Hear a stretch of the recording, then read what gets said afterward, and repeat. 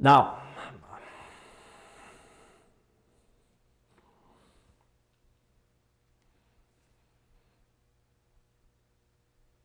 in the first set of videos, I discussed the impact of central bank monetary policy, how it works. And I already alluded to the fact that if a lot of money would leave the normal envelope of how the central bank operates, then that is potentially a threat to the effectiveness of monetary policy.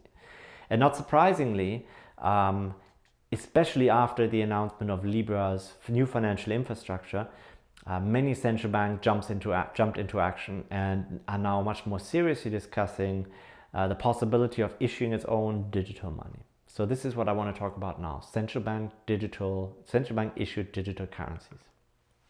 So that's what now the moniker for that is the so-called CBDC, and you will hear a lot about this over the next half year. So for instance, just this morning, the European Central Bank has issued a survey where basically you can respond to a very simple set of questions asking whether or not the European Central Bank should issue digital money.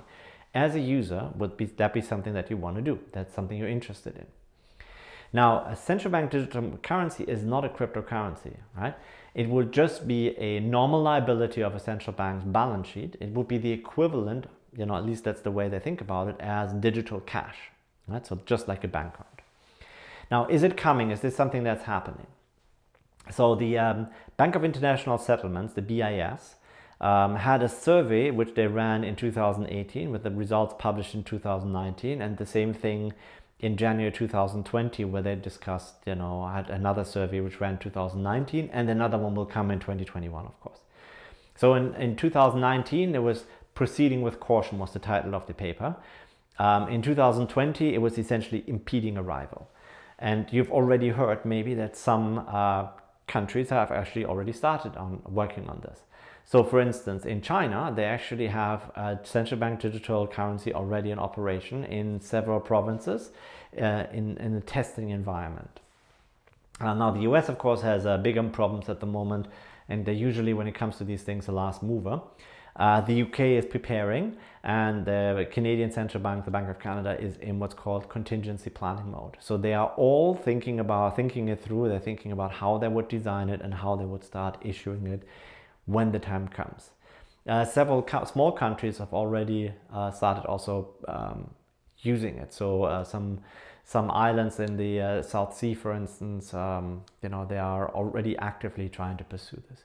Now, there's a particular reason why this is useful, because when you have digital money available, say the US dollar, then, for users, and that would be basically relatively open system, right? Then, you could imagine that in one of these, so normally when you are in a remote country where your own local currency is basically not worth the money, the paper that it's printed on, which is unfortunately the case for many of the world's currencies. What a digital dollar would allow you to do is to do everything in digital format, so basically with your phone, right? Now, with cash, you need to actually transport the cash from the US to one of these remote countries in order to have an exchange of cash. That has always been a constraint. And possibly with digital money, that is no longer a constraint. What that means for the local country is that their own monetary policy will become much less relevant, or their own money becomes much less relevant, right? Because people could just use one of the more established currencies that people trust. So here's a little graph that just explains how the view has changed on the usage of CBDCs. So you see, first of all, there's two types of CBDC that people are discussing. There is a wholesale CBDC, I'm going to explain that one in a minute, and then there is a general purpose CBDC. General purpose just means literally digital cash. Wholesale CBDC is the money that is used in large value transfer systems. So this essentially just means that there's a different technology used in order to facilitate interbank payments. The last one, the wholesale one, I don't think is actually particularly, it's an interesting technology and there could be some efficiency gains, in particular also with the international banking system, but the one that people really care about is a general purpose CBDC. And you can see how, in the short term and the medium term, how the fraction of central banks have changed that are looking into it, right? So you have the yellow part is unlikely, and you have the blue part is it's possible, and the red part is likely. And you can see how the red one is increasing relative to the yellow part over time. And I bet when you look at the report which happens in the 2020 report, which comes out in January this next year, then again you will see that the red and the blue part will have increased even bigger, even more. So now, why should central banks actually look into this? So we've talked about this in many parts of the course already. There's a lot of problems. The current payment system is slow, expensive, not flexible. Flexible in particular, having essentially everything happens within a closed banking environment. Something like a blockchain where you have an open system with programmable money is just simply not on the horizon. Banks are just not doing it, even though they could. And there's lack of competition, if you want, right? Because so the payments platform is this essentially is one big system, and so the important part is that yes, there could be different systems that compete, but it's not clear that actually this has anything to do with the initiator of a payment, right? Which is the customer, because the customer just has their cards, and for them, they basically have a completely different choice to make compared to the merchant who has to accept the card. So you can make a case that the system is not particularly competitive. Now, there's also future concerns that they may have. So for instance, there could be disintermediation of the banking sector by new players such as the Libra Association. Then central banks also have a mandate not to care for their banks, but really for the citizens of their country. And if everything flows through the payments network or through something like Libra, and if that since the digital economy is becoming a bigger part of our life, what happens when you make payments in this digital world? Well, every time you do it, your data gets harvested. And so there is a real concern of how can you enable your citizens to avoid the data harvesting? How can you prevent businesses to just taking people's data, often without people's permission? Right? So how can you create a world in which people have some autonomy over the data? That's not an easy question. And one of the things that you could do with a digital currency, if well designed, is to precisely prevent data harvesting, or, which is even better, you can enable people to use to have control over their data. And then of course there's the ineffectiveness of monetary policy, right? So I explained that at great detail. There's the general idea that the loonie will also not be used anymore. So this is for the Canadian environment. Central banks are always concerned about that today could be the day when people stop using the Canadian dollar and instead switch to the US dollar. That is always on the horizon for a small country like Canada. What if they want to do it? What do they have to look at? What should a CBDC look like? Well, it should be fast. It should be cheap to use. It should be flexible. Right? So it should be ideally programmable money, and it should be universally acceptable, meaning that anybody can use it, and you can use it under all circumstances. And that is actually a very hard problem to solve, right? Because Canada is a big country, and most parts of the country do not have regular access to the cell network, to data networks. So that's really a hard problem to solve. I should also say one thing, and so this brings me to the universal accessibility. In Canada, there's always a concern of creating a two-tiered world, right? Because we have northern communities where at this point it's actually pretty hard even to give them the latest version of the polymer cash, right? So if you go to a northern community, they probably use banknotes which were issued 20 years ago. Why? Well, because to bring cash there, you have to distribute it. There's no bank branches, there's fewer bank branches. It's actually very hard to get money, new types of money into circulation. And the northern communities also don't have regular access to data networks. So what could easily happen is that just simply the remaining part of the country, like Toronto, Vancouver, Montreal, anything that is close to the US border, switches to be entirely digital. And that could just be that people use credit cards for everything. And then people from northern communities come to visit, for instance, because they need to go see a hospital, they come here for education, and they have no way of spending the money that they have. So then we have a two-tiered world, and that you cannot have in a country like Canada. You can't have that in a country. Now you can have it, of course, from a business perspective. You go for the biggest bang for the buck, and you don't really care about that, right? It's not your job to care about everybody, but a government has to care about everybody. All right. I want to talk about CBDC architectures. What does that mean? What is a CBDC architecture? Well, so there's different ways how you can issue the CBDC.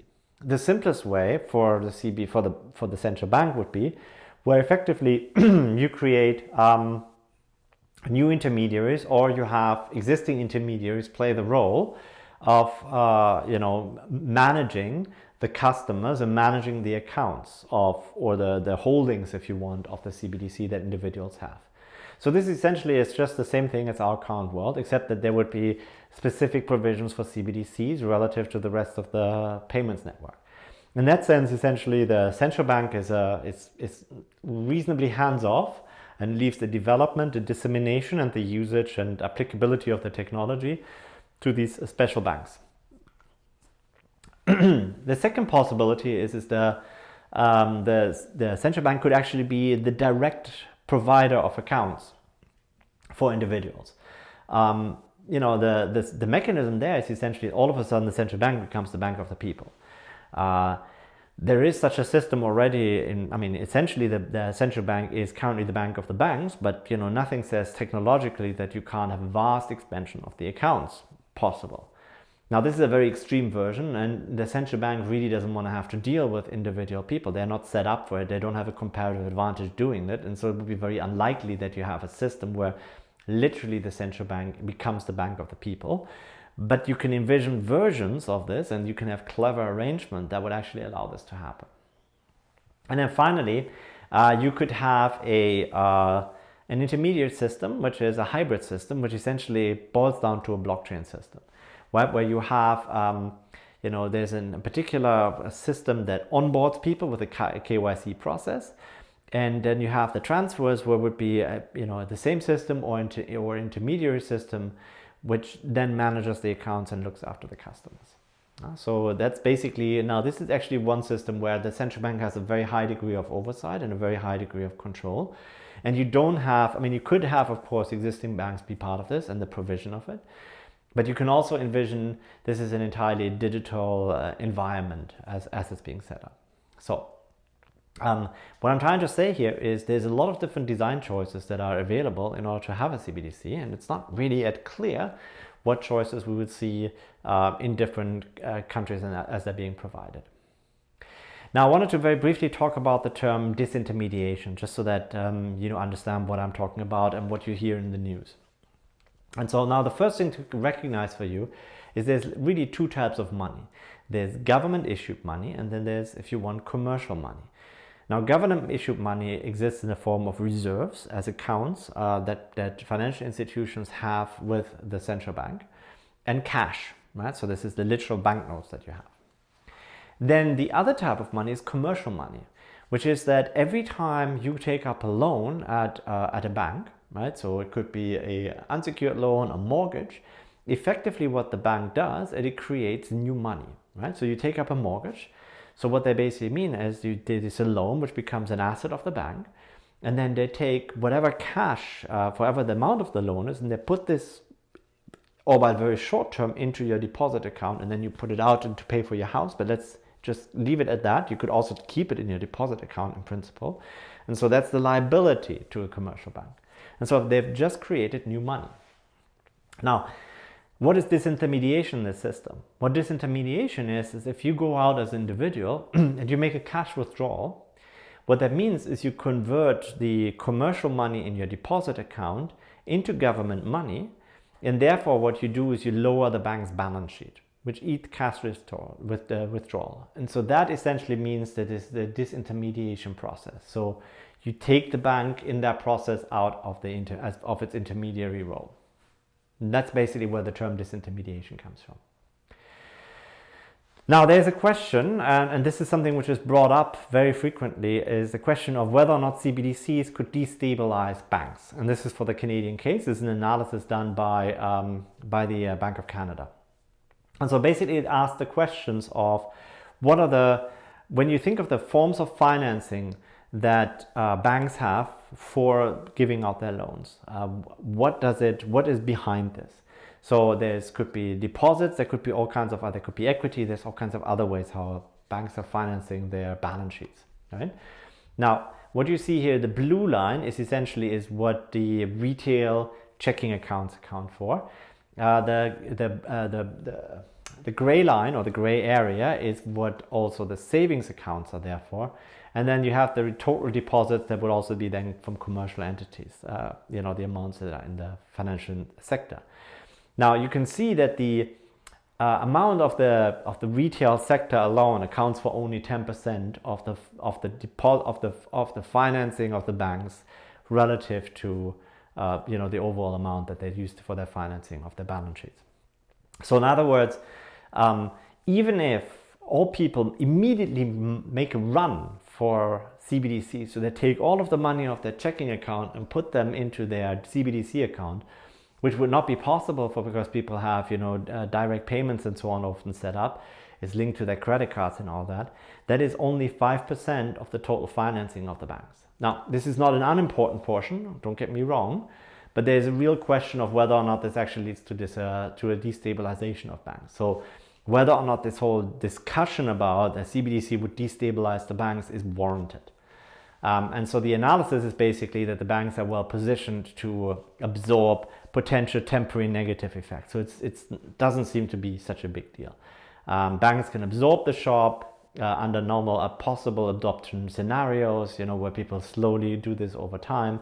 And it's really not a threat to the financial stability. So in other words, if people start talking about this is really just a very tiny, it's not a monumental problem. Yes, it's going to be an inconvenience. There will be, certainly losses of profits for financial institutions, but it's not something which threatens the way how financial system works. So now I've given you my take early on why countries should issue a CBDC, but there's actually, the Bank of Canada has been at this for quite a while. So there's a paper by, among other people, Hannah Halliburton, who has been literally leading a lot of this effort at the Bank of Canada. She is also an economist. And so she basically says there's three things that a central bank has to ask itself. Would a CBDC improve the efficiency of its current function? Right? So if you issue a CBDC, can you actually satisfy the mandates that you have better so that people have money available for payments, monetary policy, and so on and so forth? And secondly, would a CBDC improve the efficiency and safety of both retail and large value payment systems? So in other words, is this an improvement over what currently exists for what people have in terms of how they transfer money? Could it reduce fraud rates? Could it reduce the cost of retail payments substantially, so that that change is warranted? And then finally, a CBDC could be an appropriate policy response to payment innovation, such as privately issued monies, aka Libra. So this is, now keep in mind, this paper was written in 2016. Not that they anticipated Libra, but basically the idea of a privately issued money was there at the time. So, and could it therefore be more useful to make sure that the Bank of Canada can achieve its goals to implement policies and financial stability? Now, the Bank of Canada has, in fact, entered the contingency planning phase, which really means that they're now designing a CBDC such that if they have to, they actually have the ability to issue it on short notice. And so they basically say there's two criteria that would make them issue the CBDC. So the first one is that the use of banknotes were to continue to decline to a point where Canadians no longer had the options of using them for a wide range of transactions. That is important, and that actually, in my opinion, actually extends beyond just banknotes. It also says that if we're moving more and more into a digital economy where every payment that we have to make comes with a debit or credit card, at that point, cash is no longer a factor, so people don't have an alternative anymore. Right? And this is important when we think of platform regulations, right? In platform regulations, there's always a question of whether or not we have, people have an alternative to the platform. If cash disappears, people don't have an alternative to existing payments networks, so they have to use it. And this could be just also the merchants can no longer accept cash. And this is the second point, one or more alternative digital currencies, like you issued by a private sector entity, were to become widely used as an alternative to the Canadian dollar as a method of payment, store value, unit of account. So this essentially is Libra. If Libra were to come and it would be widely used and it is, potentially also denominated in a currency other than the Canadian dollar and used in payments, then the CBDC would have to come. So now, it is not entirely clear that if, say, there is a Libra coin which is denominated in Canadian dollars, would satisfy those criteria. Because what that would do is it does the opposite of, so I think there you would have to have a little rethink, because what the Libra coin would do is it becomes an alternative possibly to cash and to the existing payment network. So that's actually a net positive, right, in terms of efficiency and costs to the consumer. And it also is not entirely clear that this would lead to a demise of the usage of the Canadian dollar as a unit of account, because the Libra Canadian dollar would just be a one-to-one convertible to the existing Canadian dollar.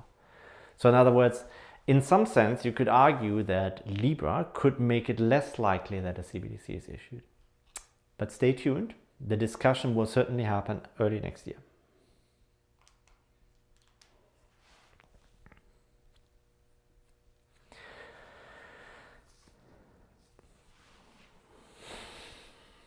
Now, since we're talking about CBDCs, I want to briefly fill you in on the discussion that people have on the difference between token-based and account-based CBDCs. Now, this is a technical differentiation that, however, is important for some of the discussions that people are having in terms of the technology and the design of the CBDC. And I want you to at least have heard about this. So now, what is a token-based asset versus an account-based asset? Now, token-based asset is very simply is where the identification is on the grounds of the object that is being transferred. So a very simple example is cash. Each banknote has a serial number, and essentially, therefore, this is a tokenized asset, if you want, right? So it is easily, each banknote is distinguishable. An account-based system is differently, where it's just a ledger entry, where with an item that is entirely fungible and not identifiable. Right, so an example would be your normal digital money that you get from having in your bank account, right? So normal electronic money, or even cryptocurrencies like Ether, right? Ether is, or the holdings of a cryptocurrency do not have a serial number, right? Now this is, by the way, I should say, it's from a Bank of Canada working paper, where they asked the question of should a central bank issue e-money. So they have been at this for quite a while. Now, there's a bit of a taxonomy of the money that people have, where people basically ask questions such as, who is the issuer? What is its form? Is it electronic or otherwise? Who can access it and hold it? So is it universal or is it not? So example, for instance, is reserves are only accessible to banks. A wholesale CBDC would be accessible only to large financial institutions that operate in a particular market. A general purpose CBDC would be accessible by anybody. How is it transferred? Is this a decentralized transfer? So for instance, between institutions, they could have their own network of transferring the money around, or is it centralized that all go through, say, a central ledger that is at the Bank of Canada or at a central bank? Now, the prevailing view is that an account-based central bank e-money is unlikely to be the preferred choice of policymakers. Why? Well, because to have an account-based CBDC, you actually have to have the accounts, which means that the central bank would be liable to potential fraud cases. They would have to make customers good when money gets lost. And they basically have to have direct contact with the citizens of a country, which is something they just don't have a comparative advantage in. I've already said the arguments, right? So the central bank, another part which is actually important, is that central bank would also directly compete with commercial banks, which is something that they actually cannot do by law, and this is a concern that they have. Now, I'm not 100% sure about all of these arguments against the account-based CBDC, but this is essentially some position paper by staff at the Bank of Canada. And one thing to keep in mind is that actually this kind of system has actually been around for a while. So the Bank of Canada could have operated its own account-based system of digital money or electronic money issued by the central bank for the longest possible time. You don't need a blockchain for that. There's one thing is interesting to know here is that private money was already a thing, in the world before we had central bank money. So in the lecture very early on money, I alluded to the fact that, for instance, the Bank of Montreal had issued paper money by itself. You had this also in the US. It was referred to as something as the free banking area. And what you had at that time is that there were the banknotes were trading at discounts relative to one another, because some banks, based on the risk-taking behavior and also sort of like the location in terms of how far away the issuing bank was from where you are, would trade at a discount relative to, let's say, if you want government cash, or relative to banks that were closer to one another, right? So because, in other words, that a dollar was not a dollar, right? And now what that led to effectively, as I understand it, is the establishment of the Office of the Comptroller of the Currency, to make sure that there's only one type of money that is in circulation in paper form, which is the greenback US dollar. We had the same thing here in Canada between 1817 and 1890, where commercial notes were issued. They called later also and provincial notes were issued. So this is province-specific money. They called sometimes also dominion notes. But all of that changed essentially until the Bank Act, and in the Bank Act of 1890. Now, the big learnings from these times in history was that regulation and supervision of financial intermediaries is necessary to control the discounting, that a dollar is a dollar. And if you go back to the digital world, to Tether, the free issuing of money essentially to pump up prices for other assets is potentially, for Bitcoin, you can argue who cares about Bitcoin, but if we talk about real world assets, that could potentially be a problem, right? So, you have to worry about it being an alternative, a viable means of payments. What happens if one of these institutions fails? What happens with counterfeiting? And so on and so forth. Price stability could be a problem. So, you need to have some understanding of how your economy and the money in your economy works. And this is why you have, supervision and regulation.